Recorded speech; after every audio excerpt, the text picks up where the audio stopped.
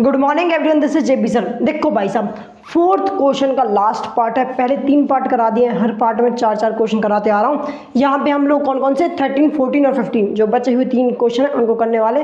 तो भाई साहब अगर वो पार्ट्स देखना हो तो मैंने डिस्क्रिप्शन में लिंक दे दिया है, बाकी इनको समझो। देखो बेसिकली क्या कर रहे हैं क्वेश्चन फोर्थ में, हम क्वेश्चन फोर्थ में बता रहे हैं ये जो सीरीज दी गई है ये एपी है या नहीं। अगर है तो इनका कॉमन डिफरेंस निकालो। डिफरेंस निकालने के बाद आगे आने वाली 3 टर्म्स और निकालना है। क्या बात क्लियर हुई? क्या मेरी बात क्लियर हुई?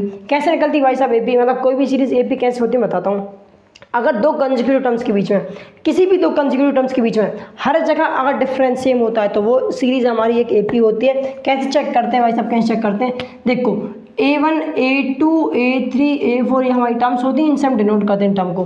तो हम आगे वाली टर्म से पीछे वाली टर्म को माइनस करते हैं। मतलब कंसेक्यूटिव टर्म्स मतलब क्या होता है? आजू बाजू वाली टर्म्स, आजू बाजू वाली टर्म्स। ठीक है भाई साहब, ठीक है भाई साहब, ठीक है। अब देखो जब ये रूट वाले नंबर होते हैं ना, इनको हम सिंप्लीफाई करते हैं। मतलब बेसिकली क्या, इनको मैं रूट के बाहर निकाल सकता हूँ क्या? इनको मैं कहीं से रूट के बाहर निकाल सकता हूँ क्या? तो करके देखते हैं। √3 तो भाई साहब √3 रहेगा, कभी बाहर नहीं आएगा। √6 जो है, √6 को मैं क्या कर सकता हूँ? √6 भी बाहर नहीं आता है, √6 भी √6 ही रहता है। क्यों? देखो 6 को मैं क्या लिख सकता हूँ? √6 को मैं लिख सकता हूँ 2 × 3। ठीक है, रूट के बाहर कोई नंबर कब आता है?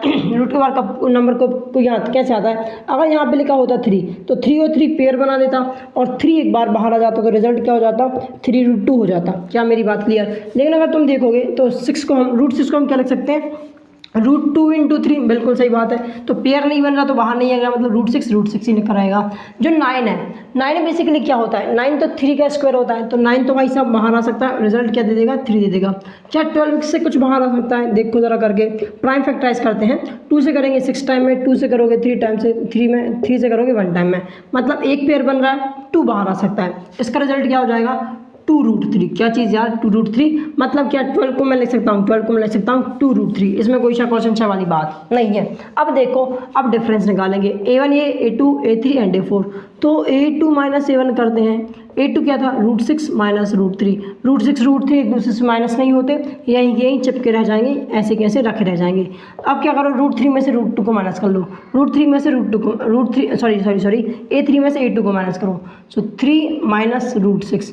3 में से 6 जा सकता है? 3 में से √6 जा सकता है? नहीं जा सकता है, नहीं जा सकता है।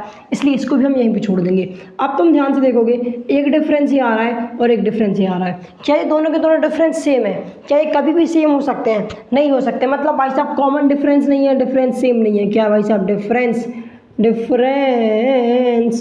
Is not same. अगर डिफरेंस सेम नहीं होता है तो ये हमारा एपी नहीं होता है। तो हम बोल सकते हैं therefore it is not an AP, it is not an AP. अरे हाँ ना बोल यार। क्या मेरी बात क्लियर हुई? क्या मेरी बात क्लियर हुई? ठीक है, अगला पार्ट देखो भाई साहब, क्या है क्या है क्या है? स्क्वायर से क्या करोगे? अब स्क्वायर से तो स्क्वायर सॉल्व कर लो।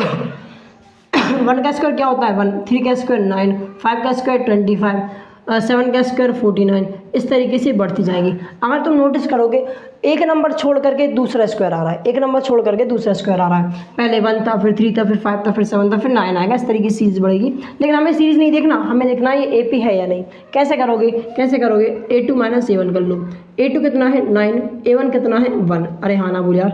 9 में से 1 जाएगा, बचेगा 8। अच्छा, अब करेंगे A3 माइनस A2। ये A3 है, ये A2 है।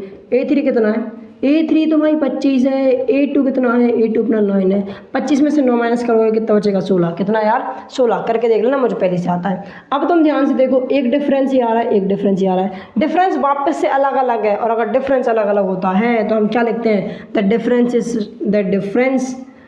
Is not same. और अगर सेम नहीं होगा तो हमारा ये एपी नहीं होगा। तो हम लिख सकते हैं therefore it is not an AP, it is not an AP. अरे हाँ ना बोल यार। बस ये करना था इन 2 क्वेश्चन में। एक बार स्क्रीनशॉट ले लो। अच्छा, देखो भाई साहब, आखिरी सवाल मतलब 15वां सवाल इस एक्सरसाइज का ही आखिरी सवाल है भाई साहब। ध्यान से देखो, थोड़ा अटपटा सा है लेकिन कोई दिक्कत नहीं। पहले सिंप्लीफाई कर लो फिर सॉल्व कर लेना। ठीक है, ठीक है, ठीक है। 1 का स्क्वायर होता है 1, 5 का स्क्वायर क्या होता है? 25, 7 का स्क्वायर 49, 73 तो 73 ही रहेगा। अरे चलते जा रहा है, चलते जा रहा है, चलते जा रहा है।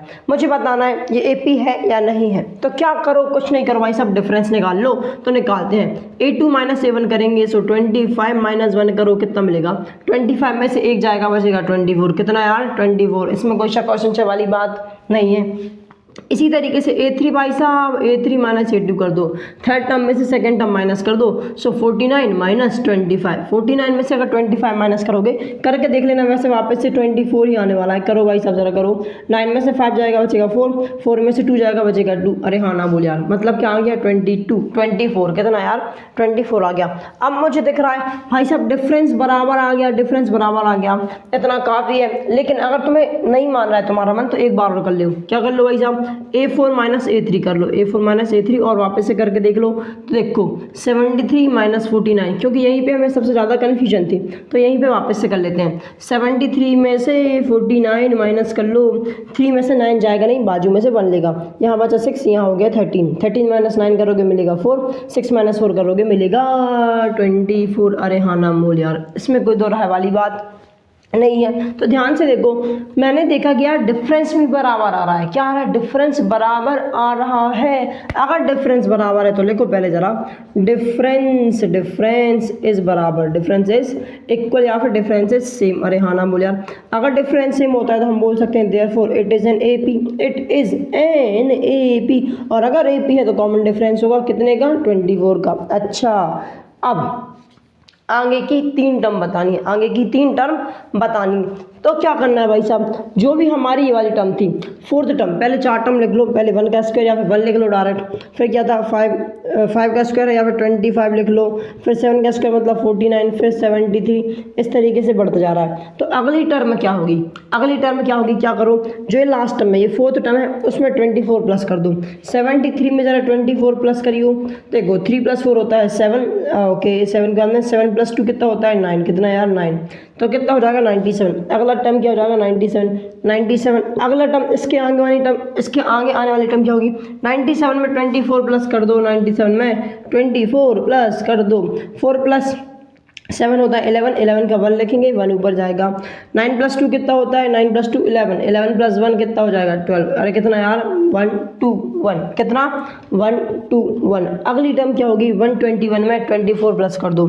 देखो 121 में 24 प्लस कैसे करोगे, 4 प्लस कर दो पहले, 121 में 24 प्लस करना है, पहले 4 प्लस कर दो, कितना हो जाएगा 125, 125 में 20 प्लस और कर दो, 125 से 135, 145, कितना यार 145। तो मतलब ये हमारे आगे आने वाली टर्म्स होंगी। जो जो किसी किसी का स्क्वायर है उसको स्क्वायर लिख दो, नहीं तो सिंपल लिखा रहने दो। 1 को भाई साहब 1 का स्क्वायर लिख सकते हैं, 7 को क्या लिख सकते हैं 7, एक मिनट, ओ रुको रुको रुको, 25 है यहाँ पे, क्या है 25 है, ठीक है। तो देखो 25 को किसका स्क्वायर लिख सकते हैं, 5 का स्क्वायर लिख सकते हैं, 17 49 को किसका स्क्वायर रख सकते हैं, 7 का स्क्वायर रख सकते हैं, 73 किसी का नहीं है, 97 किसी का नहीं है, 121 किसका स्क्वायर होता है, 11 का स्क्वायर होता है, तो इसे हम 11 का स्क्वायर लिख देंगे। 145 किसी का नहीं है, तो इसे ऐसा ही रहने दो। तो यही हमारी सीरीज में आगे आने वाली 3 टर्म होगी, कौन सी, एक ये और एक ये, इसमें कोई शक क्वेश्चन वाली बात नहीं है। बस भाई साहब इसका स्क्रीनशॉट ले लो। अगर ये पूरे के पूरे क्वेश्चन समझ आ गए, वीडियो पसंद आई और पूरी एक्सरसाइज अगर पसंद आई तो वीडियो को लाइक करो, चैनल सब्सक्राइब करो। हम मिलेंगे नेक्स्ट वीडियो में अगली एक्सरसाइज के साथ, तब तक के लिए bye bye and have a good day.